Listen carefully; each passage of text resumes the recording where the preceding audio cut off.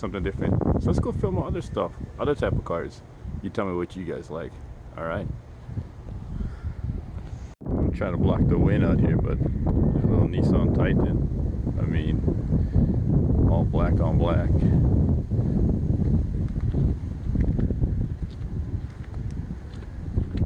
Sorry about the wind if the wind is in there. Gray Titan.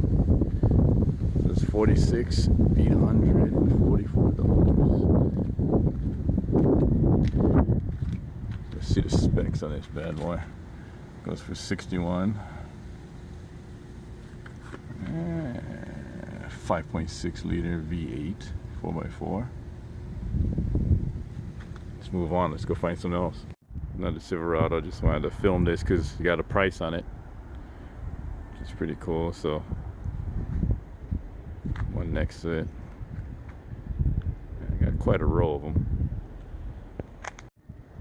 You got the Silverado, the all new redesign, in which they've used aluminum in this truck. Funny story is they made fun of the F-150 for having an all aluminum body. From what I heard, certain things on this is aluminum. Tailgate and the hood, I'm thinking. Also, this truck in an entry model has a 4-cylinder engine, which is pretty crazy for something that size. Then for your diesel lovers, we got the Duramax Z71. So this is their heavy duty truck. Seems like it's unchanged. They're probably going to change this look. I'm pretty sure they already did, but over in my area we don't have the one with the new body. So that's a 2500 HD Duramax. Looks like it's got the best transmission you can get if you're going to get one, the Allison transmission. Hear a lot of good things about that. Where I live, a lot of people like to lift SUVs, like a Chevy Tahoe. Also 4Runner, see a lot of lifted ones like that too. So there's that. And in the mid-size market, we got the Colorado. 31,000. It's kind of expensive for that class. 35 again. It's kind of expensive. I mean, remember, there was a Silverado back there for 38.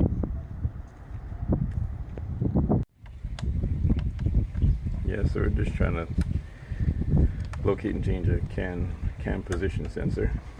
It's a very small part.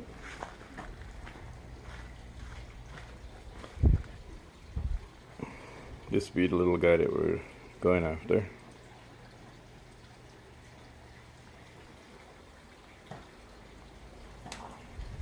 Got a little 10mm socket. Little Husky pliers there. And just a small T-handle to get in there and get her open. So let me cut back when we get in.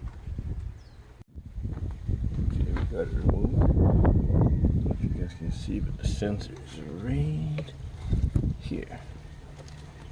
There it is right there. That just goes into there. And that's the new one to replace it. So that's the new one, you guys. That's all we're replacing.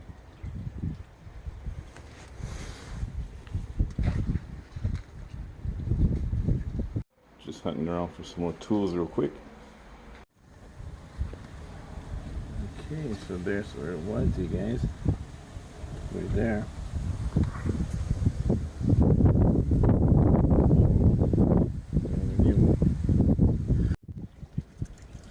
Oh, airbox is in the way, you guys, so better take that out of the car.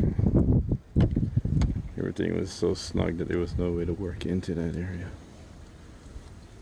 So now that we got that off, should be just at 10mm to remove that sensor and just replace it. Then basically just put everything back together again.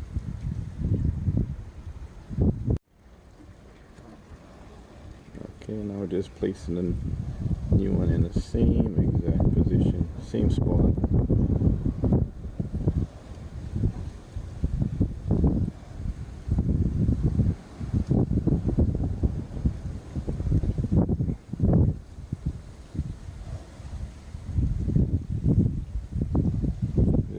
sure it's sealed by wiggling it and wobbling it in.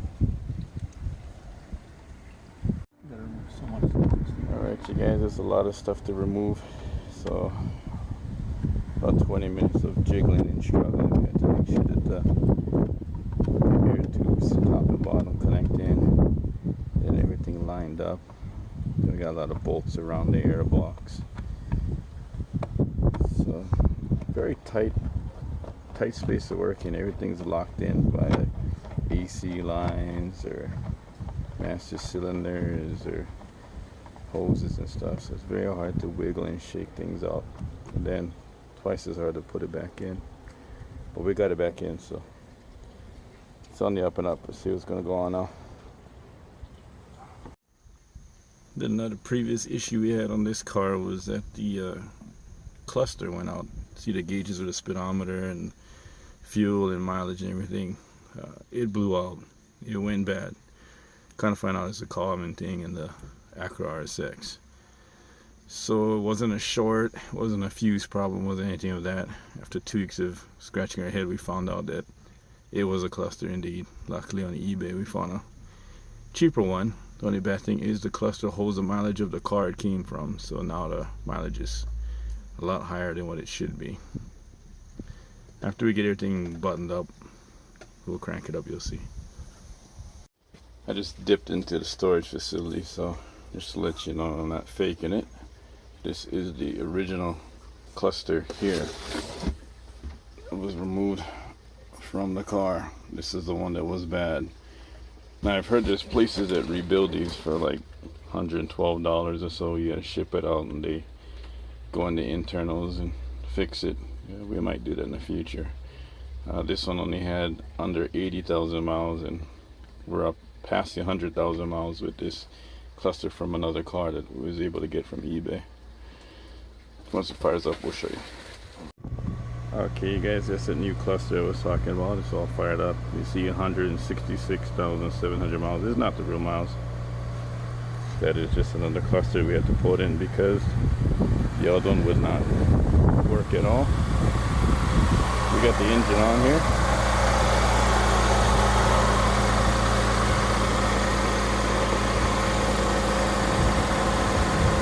Sounds normal.